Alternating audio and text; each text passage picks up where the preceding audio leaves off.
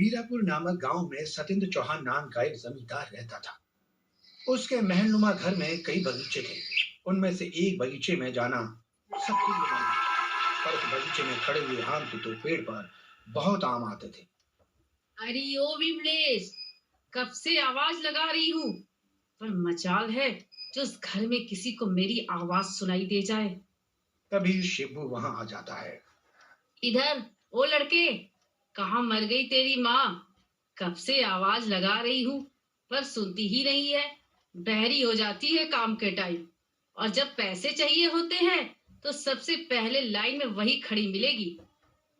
मेरी माँ के बारे में गलत मत बोलो।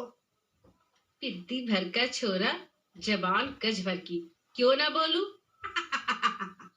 आखिर कितने सालों बाद किसी ने तो ये धागा तोड़ा। अब मैं यहाँ से मुक्त हूँ। सबसे बदला लूंगी।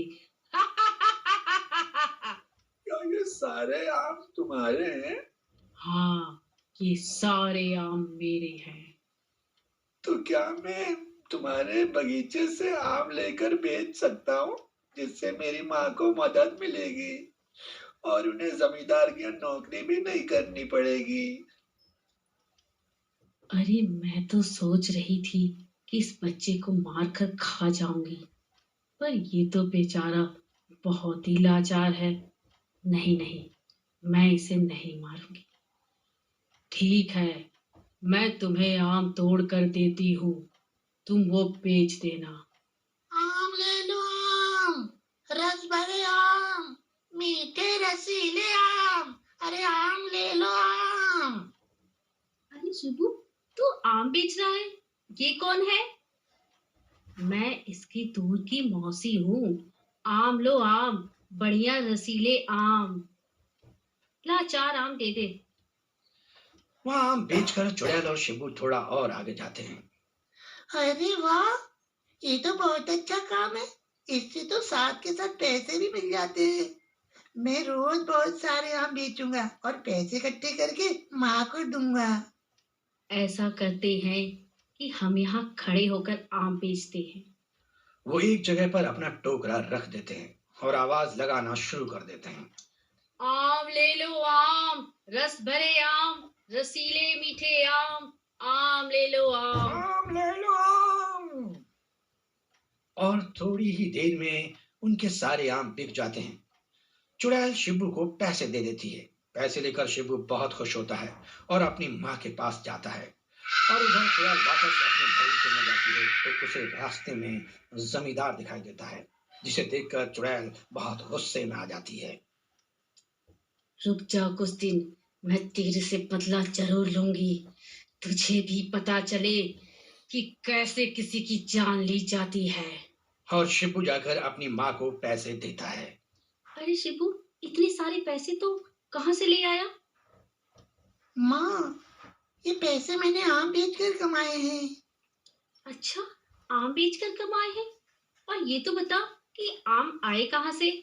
माँ, मैंने आम जमींदार के बगीचे से लिए थे। मैं कल भी आम बेचने जाऊंगा माँ। तू कहीं नहीं जाएगा, कल तो पूरा दिन मेरे साथ ही रहेगा, समझा तू? चल जल्दी से खाना खा ले। अगले दिन शिबू अपनी माँ की नजर से बचकर उस बगीचे में जाता है। वो चुड़ैल को आवाज देता है। मौसी, मौसी सो गई हो क्या? भूल गई मैं कल आया था। हमने आम बेचने जाना था ना। आ गया तू? मैं तो कब से तेरा इंतजार कर रही थी। देख, मैंने तो आम भी तोड़ कर रख लिए हैं। हाँ, अरे मजा आ गया। अब तो हम जल्दी आम बेचने चलेंगे। चलो चलो, अब देर मत करो।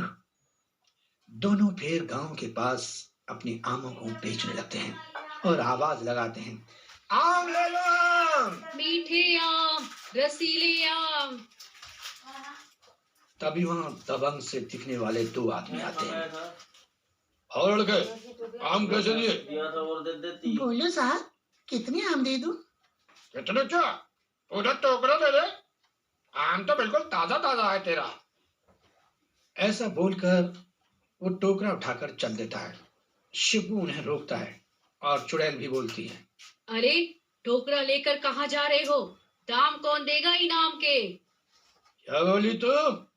तुझे पैसे चाहिए? हाँ, पता नहीं है, हम जमींदार के आदमी हैं।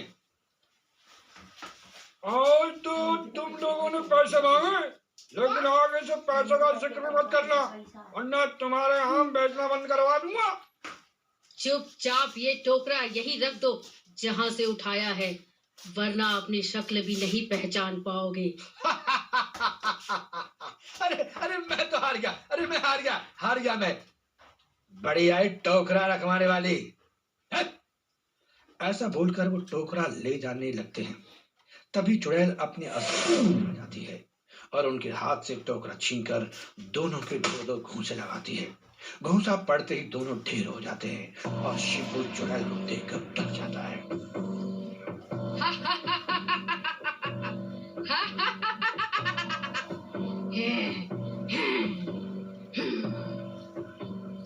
डरने की जरूरत नहीं है शिबू, मैं तुम्हें कोई नुकसान नहीं पहुंचाऊंगी।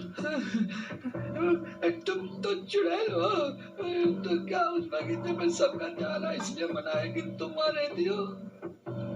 हाँ, मैं वहां रहती हूँ, इसलिए सबका आना वहां मना है। पर तुम ये बात किसी को मत बताना। चलो अभी हम आम बेचते हैं। और दोनों आम बेचकर शाम के टाइम हवेली की तरफ पहुंचते हैं। शिबू भी चुड़ैल के साथ बगीचे की तरफ जा रहा होता है। तभी जमींदार उसको टोक देता है। और लड़के, इधर आ। उधर बगीचे में क्या करने जा रहा है मुझे पता नहीं है, वहां पर सबका जाना मना है। लेकिन मैं तो रोज जाता हूँ वहाँ। ये सुनकर जमींदार आग बबूला हो जाता है।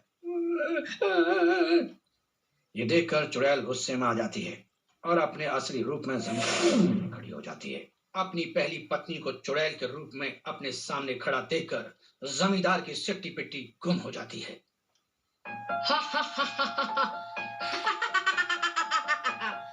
खबरदार, जो तूने इस लड़के को परेशान किया और इसकी माँ को भी, जालिम दुष्ट इंसान। गुस्से में वो जमींदार को उठाकर पटक।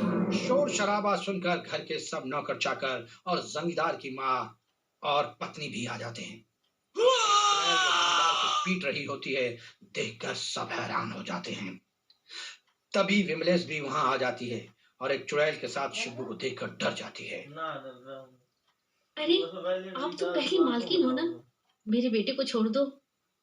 माँ, मुझे कुछ नहीं कह रही है, बल्कि ये तो बहुत अच्छी है। मेरे साथ आम बेचने भी गई थी और इन्हीं की वजह से तो मैं पैसे कमा रहा हूँ माँ। तब तक जमींदार की माँ और उसकी पत्नी भी चुड़ैल के पैर पकड़ लेती हैं और जमींदार को छोड़ने के लिए बोलती हैं।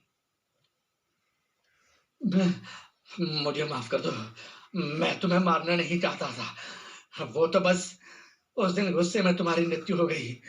अगर तुम कहोगी तो मैं ये बगीचा इस लड़के को ही दे दूंगा और इसकी माँ के साथ भी अच्छा व्यवहार करूंगा। वैसे तो मैं तुझ पर यकीन नहीं करती, लेकिन शिबू के लिए यकीन कर लेती हूँ। और अगर तूने कभी भी शिबू और उसकी माँ को परेशान करने की कोशिश की तो मैं तुझे जान से मार डालूंगी। मैं वादा करता हूँ, मैं कभी भी इन लोगों को परेशान नहीं करूंगा और ये बगीचा भी इन्हीं के नाम कर दूंगा। हाँ। ये सब बातें विमलेश सुन रही होती है और वो सोचती है कि नहीं, इस तरह तो इनकी आत्मा भटकती रहेगी। मैं कल ही पंडित जी को बुलवाकर इनकी आत्मा की शांति के लिए प्रार्थना करूंगी। अगले दिन विमलेश बगैर किसी को बताए पंडित जी के साथ बगीचे में जाती है और चुड़ैल से बोलती है।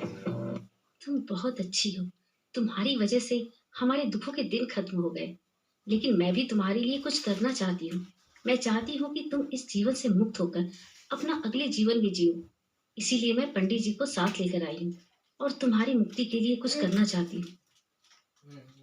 मैं भी काफी सालों से परेशान थी, इसीलिए मेरी मुक्ति कर सकती हो और बेफिक्र रहना, इसके बाद कभी भी जमींदार तुम लोगों को परेशान नहीं करेगा। उसके बाद विमलेश चुपचाप पंडित जी से बोलकर चुड़ैल और वहां से आम तोड़कर रोज बाजार में अपने बेटे के साथ बेचने लगती है।